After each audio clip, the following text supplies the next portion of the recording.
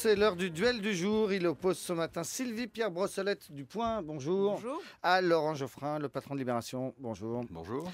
Et on parle du vote, c'est dans un mois pratiquement, le vote des régionales. Un mois avant, vous suivez avec passion, je crois, Sylvie Pierre Brossolette, cette campagne. On va vers un vrai choc droite-gauche classique avec les petits qui ont du mal à exister. Écoutez, on a l'impression qu'en tout cas, les deux partis les plus forts ont repris la main, ce qui est assez classique dans ces élections locales, parce que c'est eux qui ont le plus gros maillage d'élus, les sortants, des clients, il faut bien dire. Et donc, les élections locales sont traditionnellement plus favorables aux gros partis qu'aux petits. Et on devait suivre en particulier l'éventuelle émergence d'une nouvelle force qui était les Verts, qui à l'occasion des européennes, élections beaucoup plus favorables pour une tête de liste charismatique, etc., avait pu permettre à Daniel Cohn-Bendit de marquer beaucoup de points. Et là, effectivement, on s'attendait à ce que peut-être ils transforment l'essai.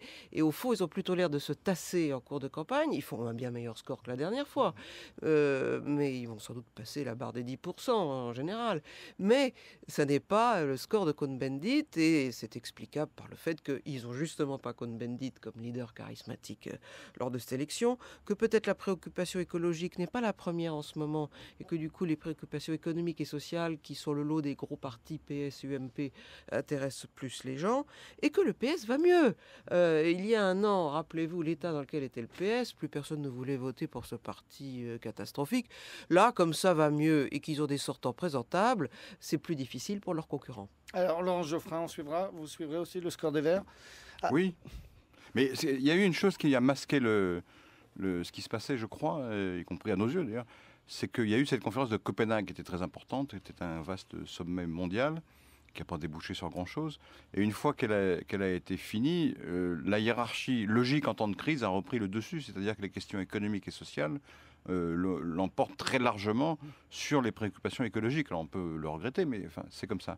Et évidemment, le parti écologique en pâtit. Et le parti socialiste, qui est quand même, malgré tout, a une vague connotation sociale, reprend la main et reprend le dessus.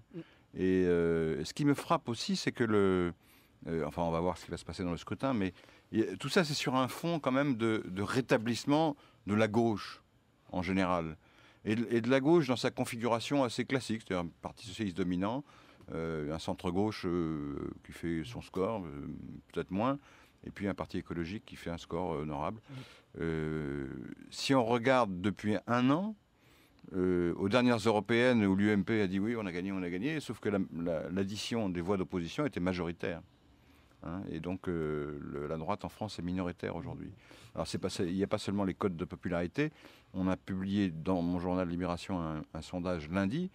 C'est la première fois depuis 2002 qu'il y a un souhait de victoire de la gauche dans un scrutin national, dans la présidentielle. C'est la première fois.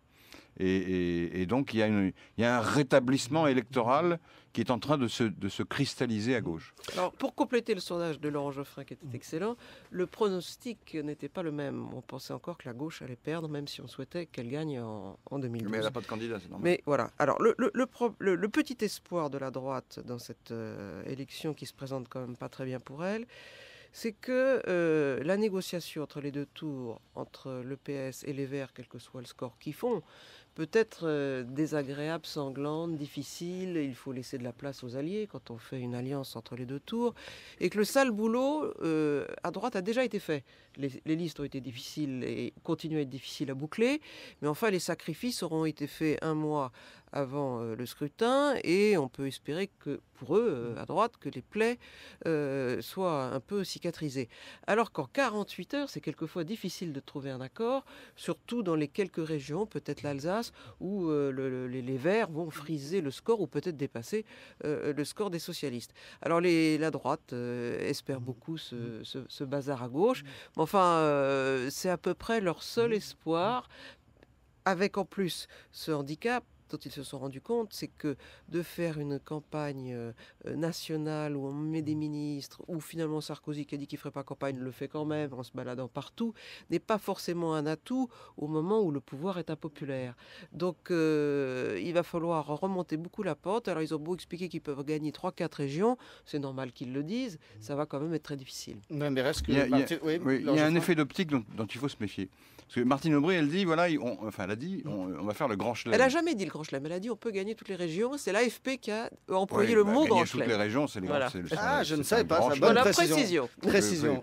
Mais c'est pareil. Oui, c'est pareil, mais Oui, le mais, terme grand oui, chelem, mais c'est du quand on coup, fait grand tous les chelem prix, a oui. été lancé par l'AFP, le mot. Ah, le mot, d'accord. Ouais, Ok, très bien, très bien. Donc elle a dit ça, en tout cas. elle voulait faire le grand chelem sans faire le grand chelem en gagnant toutes les régions. Voilà, Donc, exactement. Et alors, on se fonde maintenant là-dessus pour évaluer le résultat. Mais les analystes ne doivent pas se fonder uniquement sur ce que disent les hommes ou les femmes politiques. Si la gauche a 18 régions sur 22, bon, ce sera un petit recul, mais ce sera quand même une domination écrasante. Donc, donc cette histoire de grand chelem est tout à fait, secondaire. C'est pas important. Ce qui est important, c'est de voir combien la droite a de régions et combien la gauche en a. Si évidemment, si la gauche en perd 6, 7, 8, alors là, ça devient un recul très net. Mais au-dessus de 18, c'est une victoire écrasante et ça confirme bien la tendance sur le moyen terme, c'est-à-dire d'une meilleure représentation de la gauche, d'une force plus grande de la gauche, de l'opposition en tout cas, dans ce pays, au fur et à mesure que les mois et les années passent. Il y a un autre score qui sera très intéressant, c'est celui du Front National. C'est tout le pari de Nicolas Sarkozy depuis la présidentielle, ça avait été de siphonner les voix du Front National. Si finalement il peut se maintenir dans une demi-douzaine de régions comme il l'espère, en tout cas on voit déjà qu'en PACA il va pouvoir faire l'élection de Vosel, enfin, selon les sondages. Si vraiment le Front National se refait un peu une santé à l'occasion de ces régionales, ça posera une vraie question à Nicolas Sarkozy pour la présidentielle. Ça montrera que ça là, voudra dire aussi qu'après avoir trahi la Oui. gauche, Besson aura trahi la droite. Voilà. Mais ça va être très important et c'est vrai que si la gauche conserve quelques régions qu'elle ne devrait pas avoir, PACA par exemple, Sarkozy a fait un score formidable à la présidentielle en PACA. Et si Vosel s'y maintient, c'est bien à cause du Front National. le Front National, vous le suivez aussi, Laurent Geoffrin? Je le suis de plus loin par goût, si vous voulez, mais oui, je regarde. Oui, il y a ce débat idiot sur plus qu'idiot sur l'identité nationale. Évidemment, ça lui a donné du grain à moudre, parce que l'identité nationale, c'est son thème central, le Front National. Et il en a une conception que Besson a plus ou moins rejointe, et donc c'était une erreur de se positionner comme ça. On l'a bien vu, ils ont arrêté l'affaire, n'en parlons plus, mais ça peut l'aider, effectivement. Merci beaucoup à tous les deux. Le duel du jour entre Sylvie-Pierre Brossolette du Point, le Point qui titre aujourd'hui sur la bombe démographique, c'est-à-dire le fait que, normalement, on devrait être un jour 9 milliards d'habitants prochainement sur cette planète. Beaucoup de bouches à nourrir. Et ça fait peut-être un peu trop.